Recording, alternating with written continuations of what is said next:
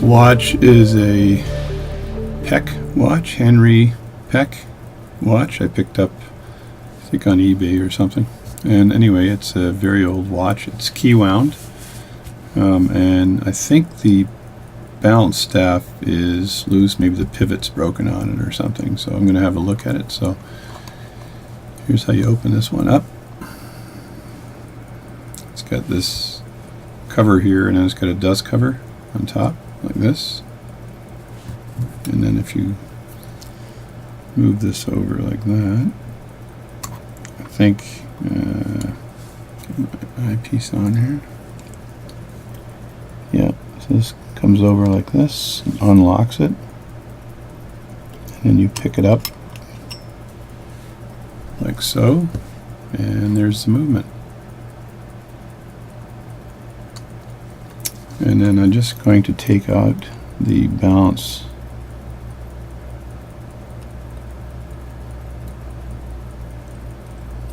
I believe that this thing is loose.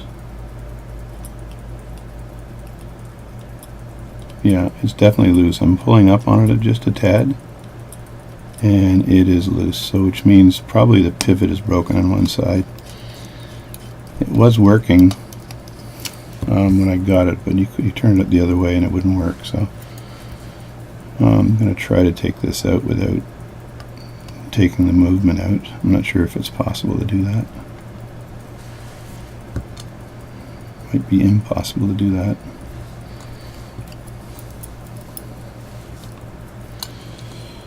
See me hack away at it here. I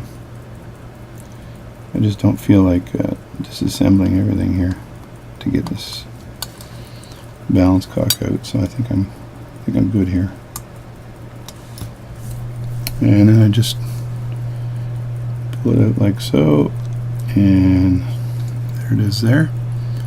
And I'll be able to examine that, and I'll also see how good the movement is on the inside here. So put that onto a staff and have a look at it. Okay, I'm going to test the watch a bit to see what strength there is in the mainspring. So what I'll do is I wind it here like so, give it a couple of turns, and then I'll just touch the pallet fork on either end. Probably should use a toothpick, but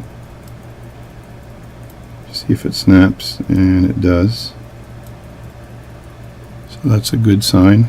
That means there's power coming to the escapement. So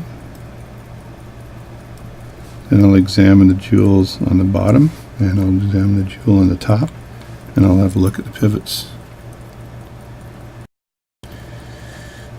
So I've had a look at the pivots on the balance staff, top and bottom, and they actually look good, and the jewel also looks good. So what I'm suspecting is it looks like the jewel on the faceplate looks like it's lower than it should be, so perhaps the screws have come out or something, so the actual jewel is not setting in place. So I'm going to have a look at that. I got to take it apart now. Alright, here's the movement. So I'm going to take off the faceplate, get rid of the hands and take off the faceplate, so I can examine that jewel on the inside. So I'm going to remove the hands. So first thing I'm going to do is try to set the hands to be at 12 o'clock, so that I can remove them together.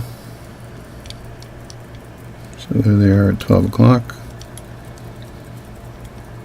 You just tighten this up, make sure I don't grab anything that I don't want to grab on the bottom. And I get my handy little piece of paper. And just put that under there just to protect the face, because this watch has got actually a really nice face on it, so I don't want to screw with that. And the hand should just pop right up, so see what happens. Yep.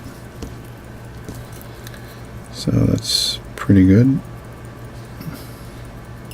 Just set them off to the side. Try not to touch the face with my tweezers.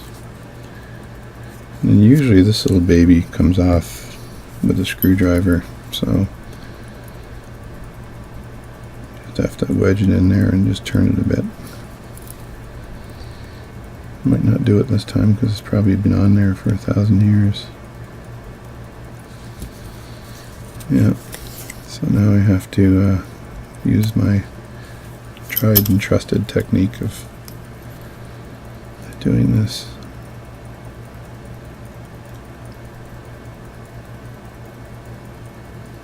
There we go. And that is the second hand. Like that. So their hands are out. Now, one thing I wanted to show you is the screws are actually missing for holding on the faceplate, and somebody's put in a brass or some piece of brass drilled into the faceplate holders there. So I don't think there's anything in this one at all. I can't see any screws or anything holding that in. It's just a hole going straight through the center. So I'm going to go ahead and pull this piece of brass out, I think, with a pair of pliers. So that came out rather easy. And there's a small brass nail that was put in there, and I just pulled it straight out. So the face might come right off right now. Not sure, but there's probably no reason for it to be held in place. So I'm going to just see if I can pry it a bit, see what's sort of attached and what isn't attached. Yeah, that looks like it's kind of open there. That looks kind of open there.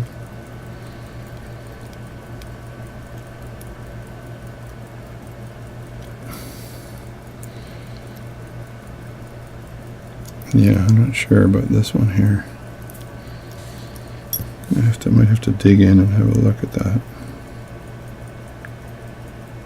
Don't think there's a screw in there, but I'm going to have a look and see.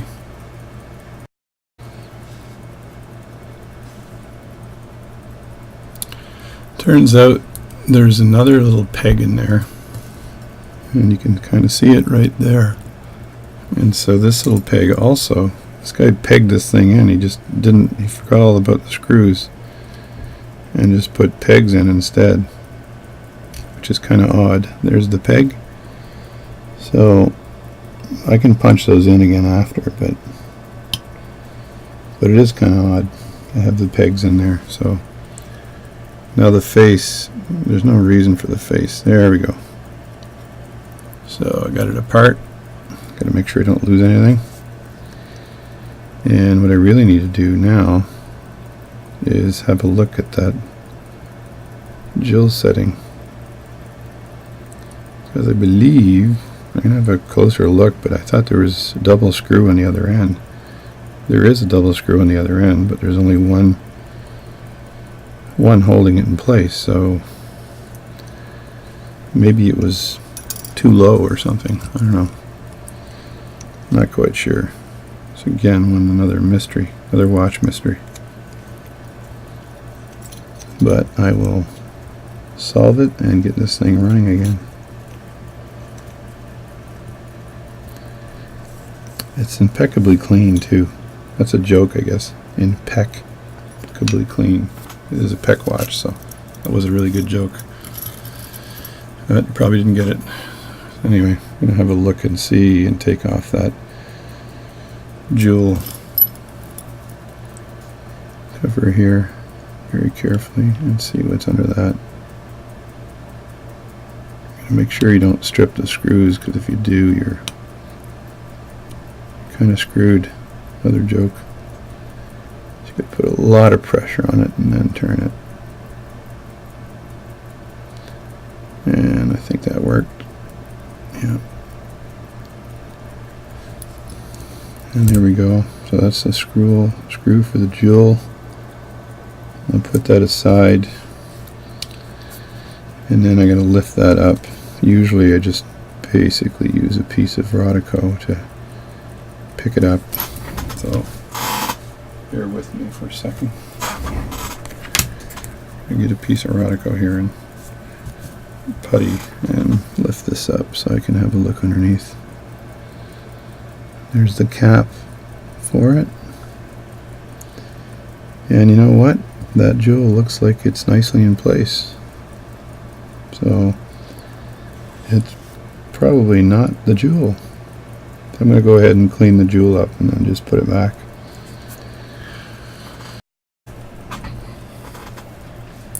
So I checked the jewel hole here, and it's fine.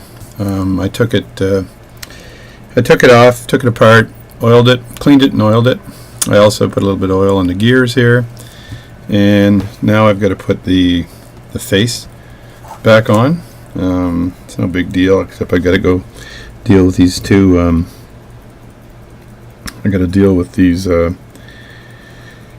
makeshift friggin' pegs that somebody put in here. So some watchmaker 1,000 years ago added those, so that's fit in nicely there. It would have been nice if I could just put some screws in there, but I will push the pegs back in as a good little Boy Scout here. And I can't remember which one is which, but I'll try this one first. And I gotta basically get this peg off of these pliers. I think there's some oil on it, but it just looks like he shaved down a very small nail. So again, I'm not sure whether this will fit properly or not, but okay, there it is in there. I think I'll use the tip of a screwdriver just to push that in, so you can see the nail that's inside of the set in there nicely. There, just push that in lightly. So that's in there, and the other one is right here. I think this one is bigger. So I'm just going to replace what the previous watch guy did and put that in like that, and it's got to clear the corner or else I'm in big trouble. I just tap it a bit like that and then take the edge of the screwdriver and push it in. There we go. That's in there now too. That's two pegs holding it in. I won't bother looking for little miniature screws to hold the face on, but for now I'll leave the hands off, and I think I know where the problem is. Problem, I believe, Abadib, the problem is in the balance. So if you look really closely, again, I'm going to try to use this method of zooming in. I doubt if this is going to work, but I'm going to try it once again. So I'm going to just do this and then move that over. And if you look at that ever so closely, you'll see that the top, the cap, is actually cracked on this. So this is a unsuccessful zooming of a jewel. There, like that, something like that, but then I got to get this thing to zoom. If I go up really close, so there we go. So you can see how that's cracked. So I'm not sure if that's the jewel or the cap and the jewel or what, but I think that was the balance staff pivot is pushing up on that, and that's what's causing the balance staff to be loose. So I'm going to take that all apart, have a look at it, and see if I can replace that. So there we go. That was my zoom. Okay, this little tool here is used for holding the jewel setting in place. So I just replaced this piece with the other piece here, and so what you do is you find the hole that fits the jewel setting, you put it in there, and then you use this little tool to hold it down, and there's an opening just big enough to allow you to push the jewel out. So I'm going to try doing this here. As a matter of fact, strange thing, this is the first time I've ever used this tool. So I've always done this differently, and I got this tool a little while back, so it's probably pretty good. And that hole's too small. This one looks like it fits good enough. So there we go, and I'm going to just make sure the little lips that are cut, the screw are out of the way, and then I just rotate this around like so and make sure it goes over the jewel. Is that working? I think it's sort of working. You know what? The little crack is in the way, I think. So yeah, looks like the groove for this thing is in the way, so I might have to pick a different opening. See if the other one is cut a little deeper. So this one here isn't deep enough. Let me have a look at this one here. Oh yeah, that's a lot deeper. So this one here should work better. So what I'll do is I'll just unscrew these. I'm going to show you how I'm doing it here. Okay. And there's a spring underneath this, so you got to watch that. And it's narrow at the bottom, and it's wide at the bottom rather than narrow at the top. And it kind of feeds into this, so you don't have to worry too much about it jamming in. So what you do is you put the spring in like that. Pick the other tool here, and then should have my other visors on, and then you just put that in like this, and then you got to screw that in like so, and make sure that jewel is in the right place. There we go. So I got that set, and I put that right over the top like that. Then I screw that down, and you screw it down, I believe, pretty close, and then you can use the other screw to do some fine adjustments. So you put the screw in here, and then when you screw that down, it pivots on the center screw and gives you finer adjustment. So you just screw that in like that. Let me just move this closer so you can see, like this. And then someone said it's always good to make these videos because it helps other people. So I'm all about helping people, because a lot of people helped me when I started doing this stuff. And it looks like it's in there really well. There we go. Now you don't want to put it in too tight. So there it is there. So the setting is sitting in there nicely, right? And when I push the jewel out, it should come out through that hole there. So it kind of stabilizes the whole thing when you push the jewel out. I did this before without this tool, so hopefully it improves the situation. So to push the jewel out, I just used a toothpick. I was going to use this little device here, which is great for pushing jewels out of a plate, but you can't get it through the grooves here. So best just to use the flat end of a toothpick, or just make sure it's not too sharp and slide around. But the toothpick fit in there perfectly. And if you look there, you see all the remnants of the jewel, because it was in like a million pieces. So it was already toast. And I just move this out of the way here, and you see the setting. I'm just going to have a very close look at the at where the rubbed in part is to see if I got any metal left to actually put a jewel in there. And it's only a cap jewel, so I'm not too worried about it, but I got to go find myself a cap jewel and put that in there, and then we're ducky. Isn't that what they say? We're ducky.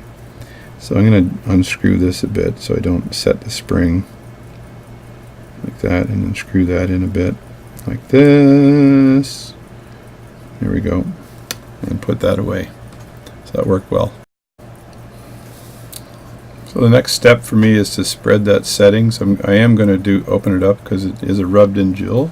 So in order to spread that setting, I've got to get my tools out and see which one fits. So these are the tools I use here to do that. So just zoom out a little bit. So I'm going to pick one that seems like it fits. I'm not sure which one it will be yet, but it's not that one. That's way too small. So I'm going to go to way too big and see if that one fits. That one might do. So that's good. Sometimes I've done it on the mat here because the mat kind of sticks onto the thing really well. But what you've got to do too is put a dab of oil on there, and the oil just ensures that the it doesn't stick too badly. So I'm going to go ahead and do that. Maybe I have another piece of mat that I can use. Stand by. Alright, I found the perfect jewel. It took me like 5 seconds, which is amazing. Now we got to close this jewel, which is, you got to pick the right closing size, which should be bigger than it was. So I think I've got the right closing size here probably. Because I need to, yeah, that's pretty good there. So I've got that closing size, and I've got to screw that into this device here. Oh, actually this one here might be good.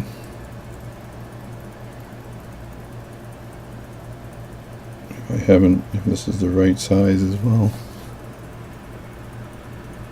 So yeah, that might work too. So I'm going to try that for a second, see if that works. So basically I just have to put it over like this and then rotate it and then turn the top here to close it more. So it's in the open position, and then it springs back as I close it, and then I just basically work on that. So I'm going to just do that right now. So you fit it in over the top. Just take a bit off here, just a tad, and then you put it onto the top of the, if you've seen the movie Aliens, it's basically the cocoon that the aliens came out of, and they just jumped onto the guy's throat. So you very carefully turn it, and it takes the metal from the metal and then closes it around the jewel hole. So I gotta make sure that that jewel stays in place. I think I need to put that on something solid.